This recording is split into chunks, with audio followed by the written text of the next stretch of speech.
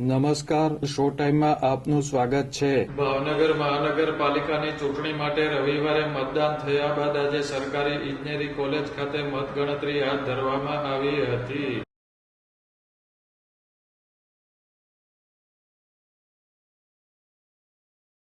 સરકારી ઇજનેરી કોલેજ ખાતે ચુસ્ત પોલીસ બંદોબસ્ત સાથે મતગણતરી હાથ ધરવામાં આવી હતી.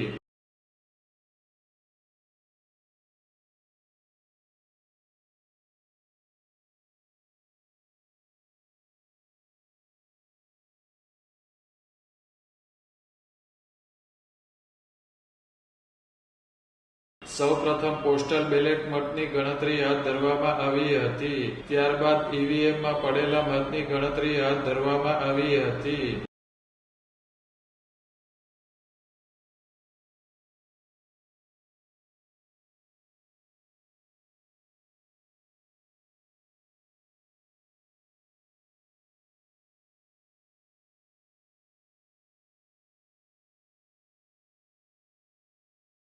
મહાનગરપાલિકાના 13 વોર્ડની 52 બેઠકો માટેના મતની તબક્કાવાર ગણતરી કરવામાં આવ્યા બાદ પરિણામ જાહેર કરવામાં આવ્યા હતા.